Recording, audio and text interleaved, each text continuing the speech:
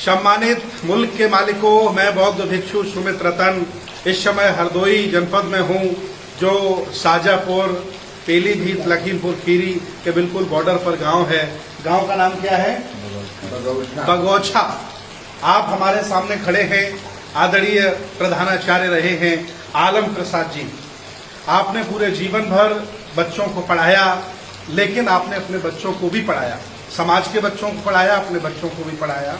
और आपके बड़े बेटे अमेरिका में प्रोफेसर हैं। सुनिए, आपके बड़े बेटे अमेरिका में प्रोफेसर हैं, दूसरे बेटे इनके मर्चेंट नेवी में कैप्टन हैं, तीसरे बेटे इनके फैशन डिजाइनर में बहुत बड़ी महारत हासिल करके एक बड़ी कंपनी को लीड कर रहे हैं, और एक बेटे इनके प्रधानाध्यापक के टीचर हैं।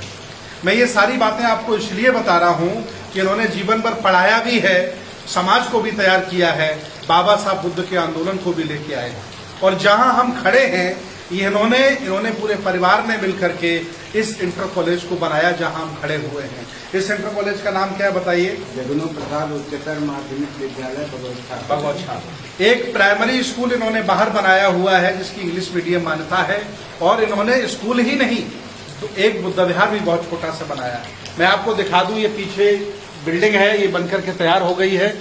और आपको मैं दिखाऊं, इधर अभी कुछ बिल्डिंग देखिए कंस्ट्रक्शन हो रहा है, काफी बड़ा विद्यालय है। पानी भी देखिए बरस आप देख सकते हैं, ये इसका जीना ऊपर भी बनेगा, और ये देखिए पूरी बिल्डिंग अंदर तक बनी है। लगभग यहाँ इनके पास 1 हेक्टेयर जमीन है, और उस जमीन में इन्हें बड़ा इंटर कॉलेज बनाना है, प्राइमरी से लेकर के। ये दिखा इसलिए रहा हूं, ये बता इसलिए रहा हूं कि आप लोगों में भी प्रेरणा जाए, आप लोगों में भी एक भाव जागे कि हमें भी जीवन में कुछ करना चाहिए। इनका जीवन बहुत ही सफल है। इन्होंने कभी भी किसी देवी की पूजा नहीं की, कभी भी घंटा नहीं चढ़ाया इन्होंने, कभी भी झंडा नहीं चढ़ाया इन्होंने, कभी किसी बामन को भोजन नहीं कराया इन्होंने, लेकिन इन्होंने बाबा साहब का मार्ग माना, बुद्ध का मार्ग माना। ये खुद सफल हुए, इनके बच्चे भी सफल हुए, और बहुत लोगों को प्रेरणा दी, और आज ये इंटर कॉलेज के प्रधानाचार्य हैं। मैं चाहता हूं आप संदेश दें ताकि लोगों को जानकारी हो। नमो बुद्धाय, जय भीम। मैं ये कहना चाहता हूँ कि जो शिक्षा में गुण है वो किसी में नहीं है। शिक्षा वो शेरनी का दूध है, जो पी लेता है वो दहाड़ता है। शिक्षा वो डोर है जो पकड़ के चढ़ता है तो बहुत ऊंचे तक पहुंच जाता है। मैं एक बहुत गरीब परिवार से गुजरा हूँ, और बड़ी मेहनत करके इंटर कॉलेज का शिक्षक हुआ, फिर प्रिंसिपल से 2014 में रिटायर्ड हुआ, और 4 बच्चों को मैंने पढ़ाया, जिनकी बदौलत आज एक प्राथमिक विद्यालय और एक माध्यमिक विद्यालय चला रहा हूं। और मैं ये संदेश देना चाहता हूं कि आधी रोटी खाओ और बच्चों को जरूर पढ़ाओ, तभी काम चलेगा, तभी सफलता हासिल होगी, क्योंकि बिना शिक्षा के सब कुछ शून्य है।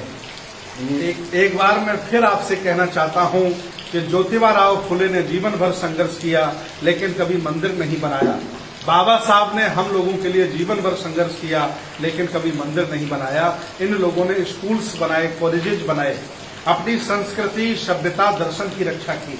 आदरणीय बाबूजी और आदरणीय इंजीनियर साहब, जिनके बारे में आप जान ही रहे हैं, महेंद्र प्रसाद जी, महेंद्र पाल मित्रा जी, इन्होंने बहुत अच्छा बिहार बनाया, आपको अभी हमने दिखाया। तो मैं चाहता हूं कि आप लोग इन लोगों से प्रेरणा लें, और प्रेरणा लेकर के आप जहां रहते हैं वहां भी इस तरह का कार्य करें।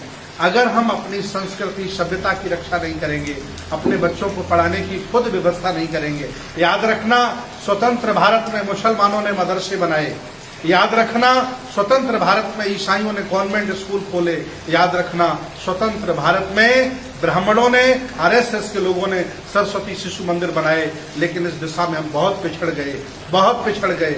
याद रखना, गैर राजनीतिक जड़ें जब तक आपकी मजबूत नहीं होंगी, तब तक स्थायी राजनीति आपकी स्थापित नहीं हो सकती है। इसलिए सामाजिक आंदोलन, धार्मिक आंदोलन और शैक्षणिक आंदोलन होना चाहिए, और सभी बहुजन समाज के लोग अपनी खुद की व्यवस्था खड़ी करें और अपने बच्चों को पढ़ाने के इंतजाम करें और संस्कृति की रक्षा करें।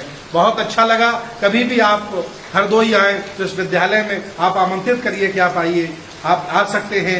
इंजीनियर साहब आप बताइए, हमारे बुद्ध विहार में आइए, जब भी कभी हरदोई आने का मन हो, जितने भी मिशनरी लोग हमारे इस वीडियो को सुन रहे हैं, आए, यहाँ रह सकते हैं, ठहर सकते हैं, मिशन का कार्य कर सकते हैं। बहुत बहुत धन्यवाद, बहुत बहुत साधुवाद।